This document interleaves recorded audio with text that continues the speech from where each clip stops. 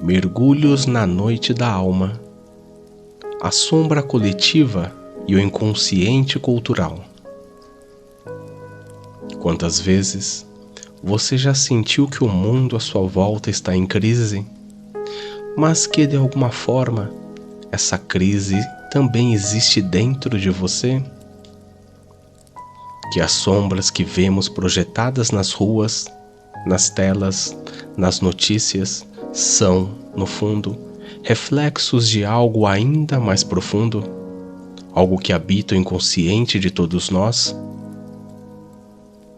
Jung chamava isso de sombra coletiva, e hoje vamos mergulhar juntos em uma viagem pela noite da alma, explorando as raízes culturais, sociais e espirituais dessa parte obscura da psique coletiva. Prepare-se, esse não é um vídeo apenas sobre psicologia, é sobre o mundo, sobre o espírito de uma época e, acima de tudo, sobre você.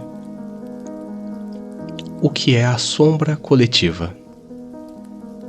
Então imagine uma sala escura, subterrânea, onde são empurradas todas as ideias, comportamentos e sentimentos que uma sociedade considera indesejável.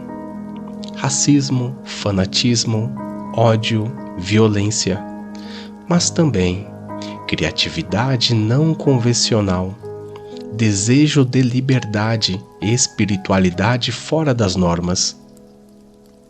Jung entendia que, assim como o indivíduo reprime partes de si, a sociedade faz o mesmo, e esse conteúdo reprimido forma o que ele chamou de sombra coletiva. Uma espécie de inconsciente cultural onde vive o que uma civilização não quer ver em si mesma. Essa sombra é moldada por séculos de história, guerras, repressões religiosas e normas morais. Ela aparece nos momentos de crise social, nos surtos de violência em massa, nos movimentos fanáticos e nas ideologias extremas que se espalham como fogo em uma floresta seca.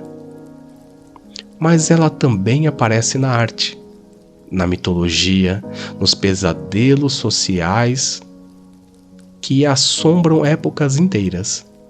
Exemplo: após a Primeira Guerra Mundial, a sombra coletiva da Europa se manifestou no surgimento de regimes autoritários, na paranoia política, no colapso dos valores humanistas. Como se a alma de um continente estivesse gritando por tudo aquilo que foi reprimido por gerações: o instinto, o corpo, a fúria, o irracional. Sonhos de uma cultura, quando o inconsciente coletivo fala.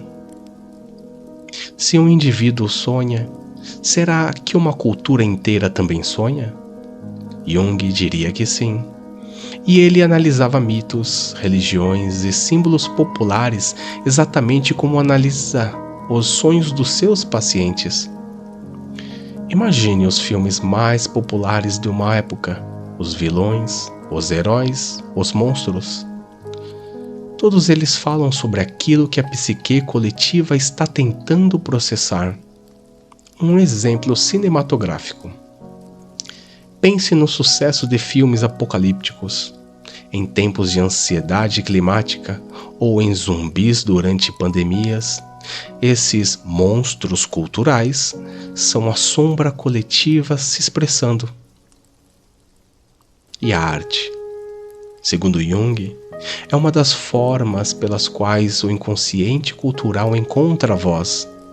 Poetas, artistas e cineastas tornam-se como médiuns de uma consciência maior. Casos reais. Quando a sombra da sociedade se torna pessoal.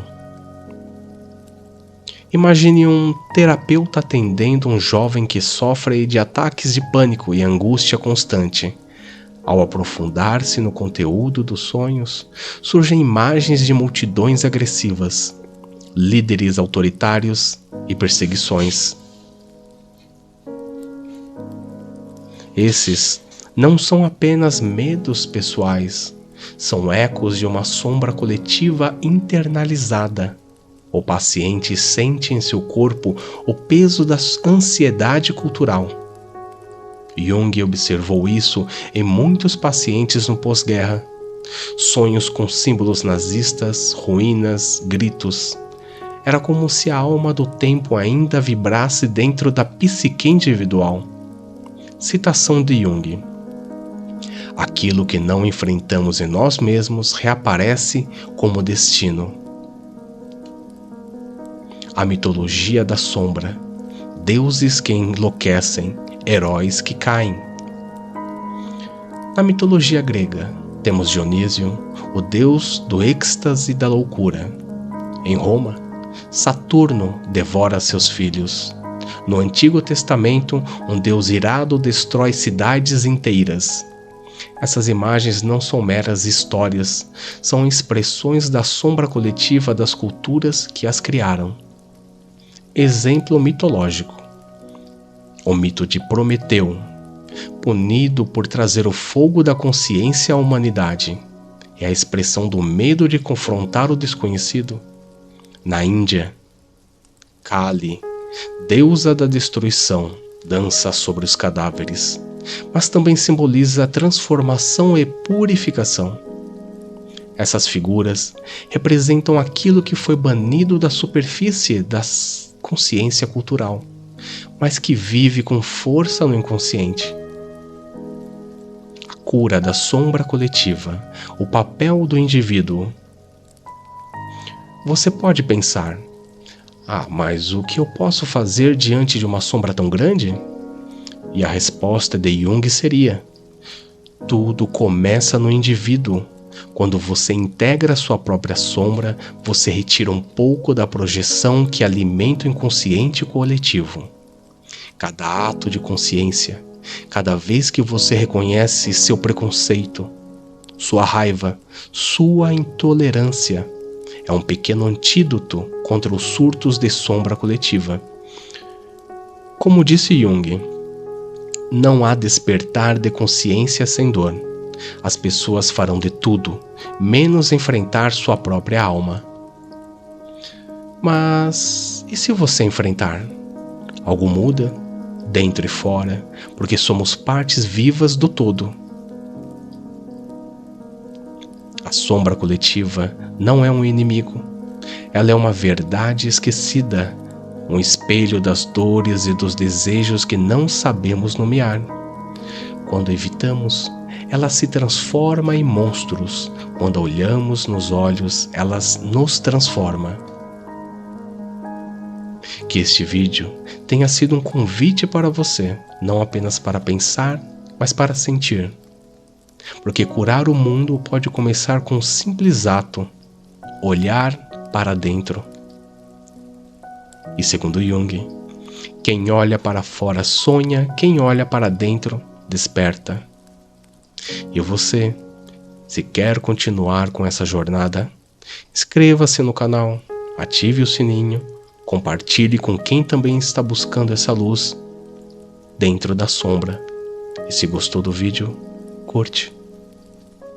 Até o próximo.